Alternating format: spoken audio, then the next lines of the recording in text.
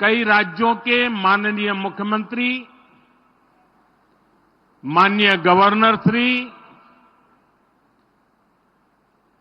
विधायकगण, सांसदगण, केंद्र के मंत्रीगण, ये सब इस कार्यक्रम में वीडियो कॉन्फ्रेंस से हमारे साथ जुड़े हैं। मैं उन सभी का भी हृदय से बहुत बहुत अभिनंदन करता हूं।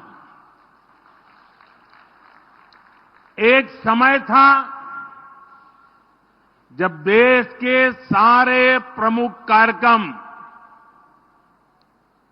दिल्ली में ही होकर रह जाते थे। मैंने भारत सरकार को दिल्ली से बाहर निकालकर देश के कोने कोने तक पहुंचा दिया और आज राजकोट पहुंच गए।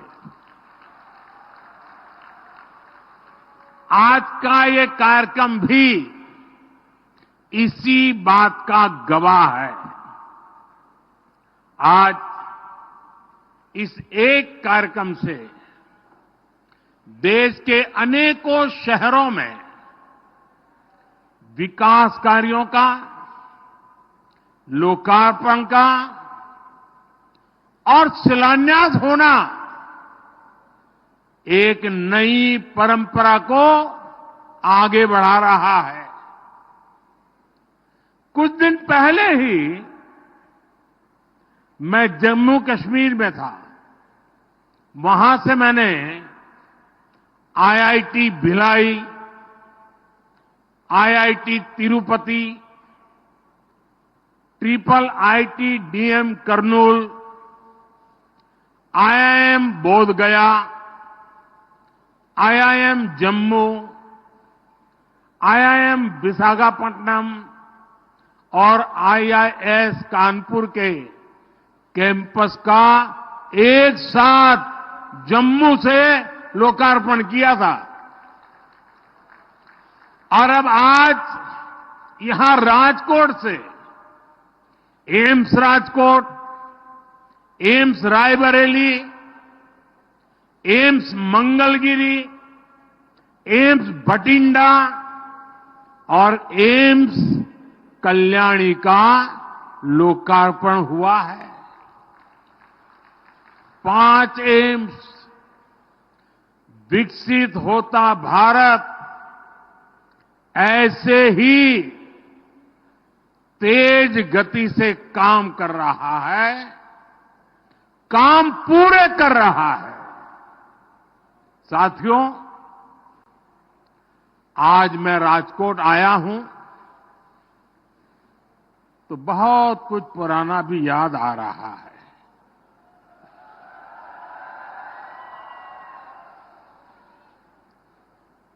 मेरे जीवन का कल एक विशेष दिन था।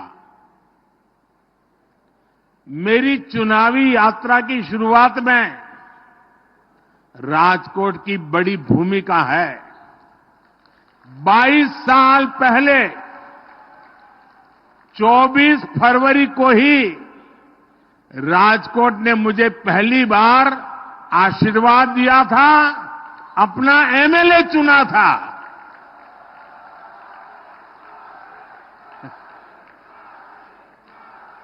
और आज 25 फरवरी के दिन मैंने पहली बार राजकोट के विधायक के तौर पर गांधीनगर विधानसभा में शपथ ली थी।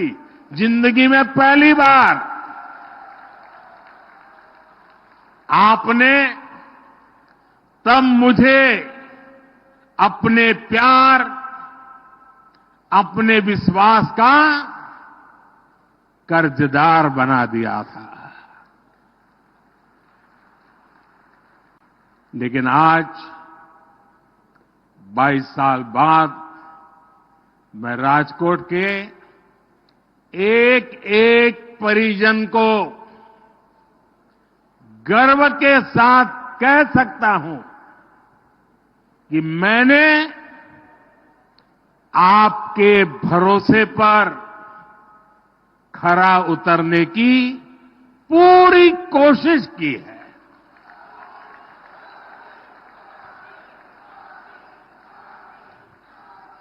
आज पूरा देश इतना प्यार दे रहा है, इतने आशीर्वाद दे रहा है, तो इसके यश का हकदार ये राजकोट भी है।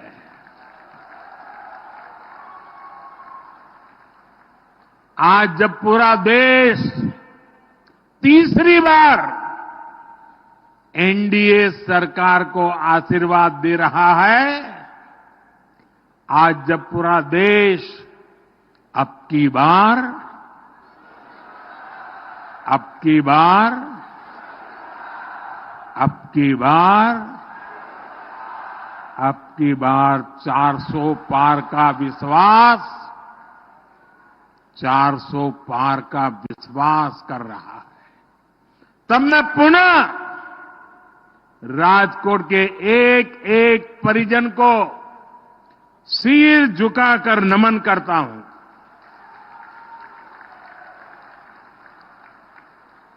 मैं देख रहा हूं पीढ़ियां बदल गई हैं, लेकिन मोदी के लिए स्नेह हर आयु सीमा से परे है। ये जो आपका कर्ज है, इसको मैं ब्याज के साथ विकास करके चुकाने का प्रयास करता हूं।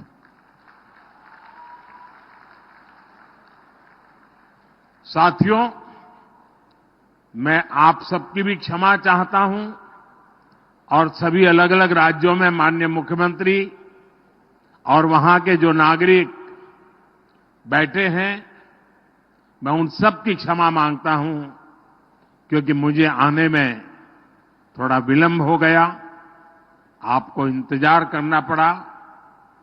लेकिन इसके पीछे कारण ये था कि आज मैं सुबह द्वारिका में भगवान द्वारिकाधीश के दर्शन करके उन्हें प्रणाम करके राजकोट आया हूं। द्वारका को बेट द्वारका से जोड़ने वाले सुदर्शन सेतु का लोकार्पण भी मैंने किया है। द्वारका की इस सेवा के साथ साथ ही आज मुझे एक अद्भुत आध्यात्मिक साधना का लाभ भी मिला है। प्राचीन द्वारका, जिसके बारे में कहते हैं कि उसे खुद भगवान श्री कृष्ण ने बसाया था, आज वो समंदर में डूब गई है। आज मेरा सौभाग्य था कि मैं समुद्र के भीतर जाकर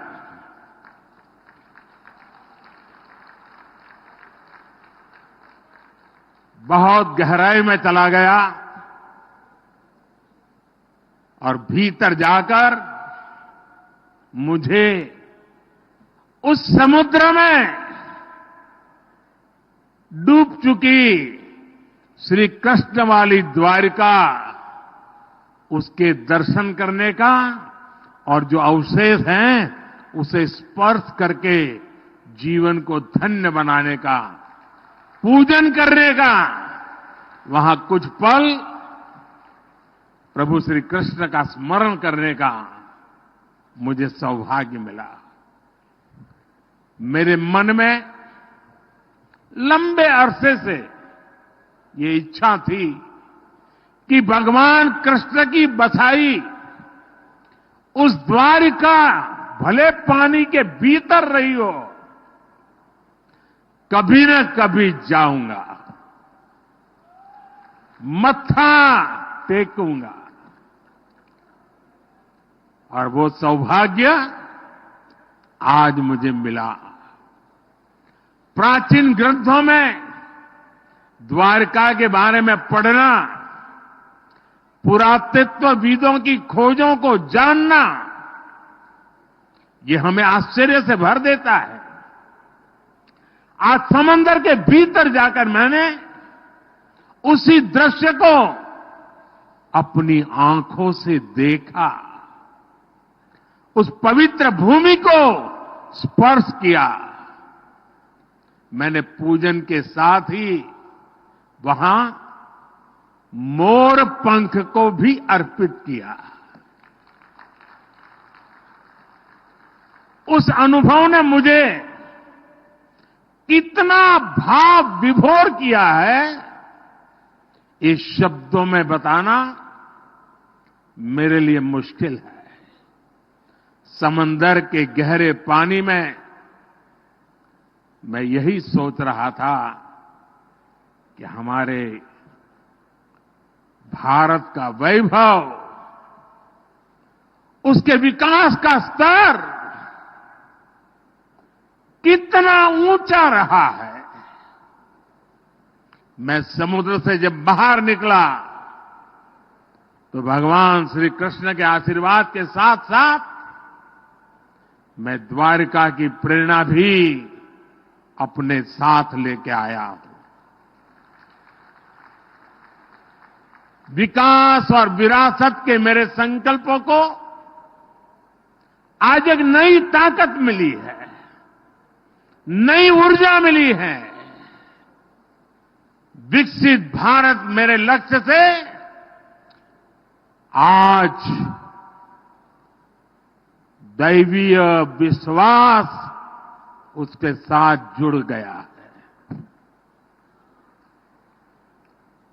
साथियों, आज भी यहां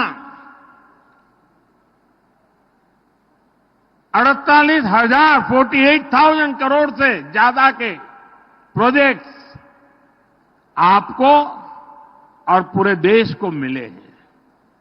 आज new Mundra Panipat pipeline project का शिलान्यास हुआ है। इससे गुजरात से कच्चा तेल सीधे हरियाणा की रिफाइनरी तक पाइप से पहुंचेगा। आज राजकोट सहित पूरे सौराष्ट्र को रोड, उसके ब्रिजेज, रेल लाइन के दोहरीकरण, बिजली, स्वास्थ्य और शिक्षा सहित अनेक सुविधाएं भी मिली है। इंटरनेशनल एयरपोर्ट के बाद अब एम्स भी राजकोट को समर्पित है और इसके लिए राजकोट को, पूरे सौराष्ट्र को, पूरे गुजरात को बहुत बहुत बधाई।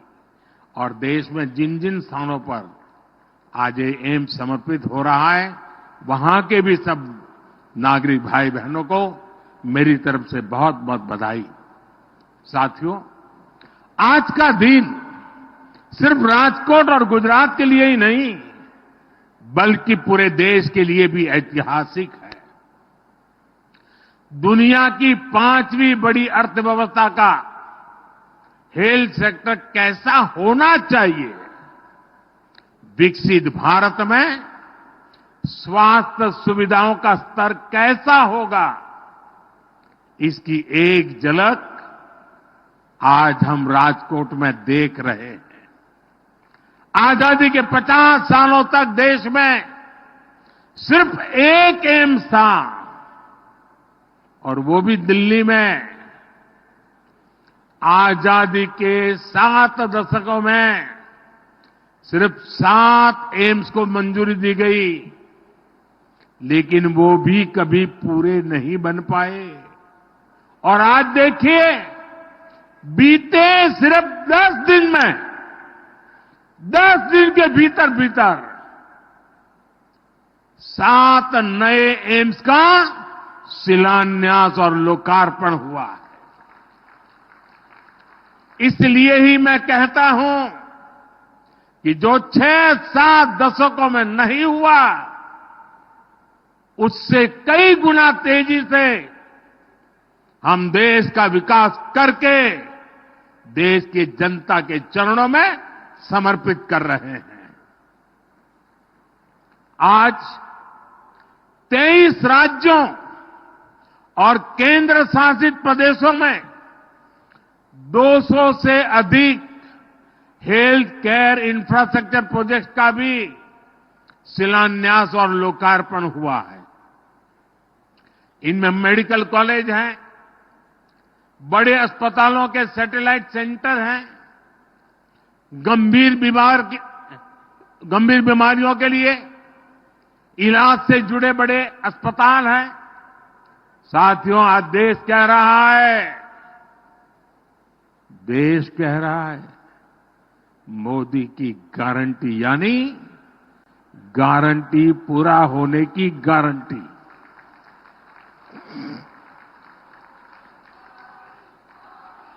मोदी की गारंटी पर यह अटूट भरोसा क्यों है, इसका जवाब भी एम्स में मिलेगा। मैंने राजकोट को गुजरात के पहले एम्स की गारंटी दी थी। 3 साल पहले शिलान्यास किया और आज लोकार्पण किया। आपके सेवक ने गारंटी पूरी की। मैंने पंजाब को अपने एम्स की गारंटी दी थी। बठिंडा एम्स का शिलान्यास भी मैंने किया था और आज लोकार्पण भी मैं ही कर रहा हूं। आपके सेवक ने गारंटी पूरी की। मैंने यूपी के रायबरेली को एम्स की गारंटी दी थी। कांग्रेस के शाही परिवार ने रायबरेली में सिर्फ राजनीति की, काम मोदी ने किया। मैंने रायबरेली एम्स का 5 साल पहले शिलान्यास किया और आज लोकार्पण किया। आपके सेवक ने गारंटी पूरी की। मैंने पश्चिम बंगाल को पहले एम्स की गारंटी दी थी। आज कल्याणी एम्स का लोकार्पण भी हुआ। आपके सेवक ने गारंटी पूरी कर दी। मैंने आंध्र प्रदेश को पहले एम्स की गारंटी दी थी। आज मंगलगिरी एम्स का लोकार्पण हुआ। आपके सेवक ने वो गारंटी भी पूरी कर दी। मैंने हरियाणा के रेवाड़ी को एम्स की गारंटी दी थी।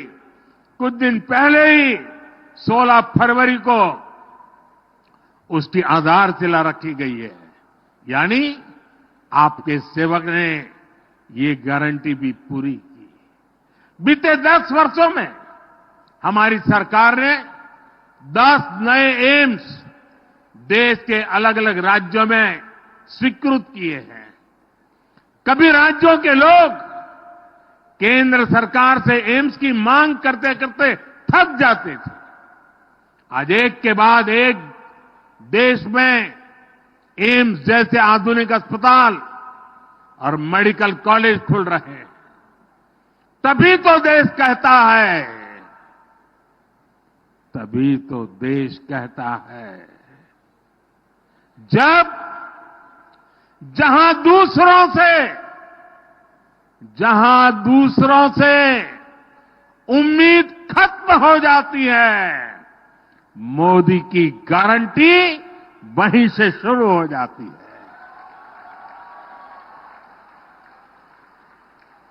साथियों, भारत ने कोरोना को कैसे हराया, इसकी चर्चा आज पूरी दुनिया में होती है। हम ये इसलिए कर पाए क्योंकि बीते 10 वर्षों में भारत का हेल्थ केयर सिस्टम पूरी तरह से बदल गया है। बीते दशक में एम्स, मेडिकल कॉलेज और क्रिटिकल केयर इंफ्रास्ट्रक्चर के नेटवर्क का अभूतपूर्व विस्तार हुआ है। हमने छोटी छोटी बीमारियों के लिए गांव-गांव में 1.5 लाख से ज्यादा आयुष्मान आरोग्य मंदिर बनाए हैं। 1.5 लाख से ज्यादा 10 साल पहले देश में करीब करीब 380-390 मेडिकल कॉलेज थे। आज 706 मेडिकल कॉलेज है। 10 साल पहले एमबीबीएस की सीटें लगभग 50,000 थी। आज 1 लाख से अधिक है। 10 साल पहले मेडिकल की पोस्ट ग्रेजुएट सीटें करीब 30,000 थी। आज 70,000 से अधिक है। आने वाले कुछ वर्षों में भारत में जितने युवा डॉक्टर बनने जा रहे हैं, उतने आजादी के बाद 70 साल में भी नहीं बने। आज देश में 64,000 करोड़ रुपए का Ayushman Bharat health infrastructure mission चल रहा है। आज भी यहां अनेक मेडिकल कॉलेज, टीबी के इलाज से जुड़े अस्पताल और रिसर्च सेंटर, पीजीआई के satellite centre, critical care blocks, ऐसे अनेक प्रोजेक्ट्स का शिलान्यास और लोकार्पण किया गया है। आज ईएसआईसी के दर्जन अस्पताल भी राज्यों को मिले हैं।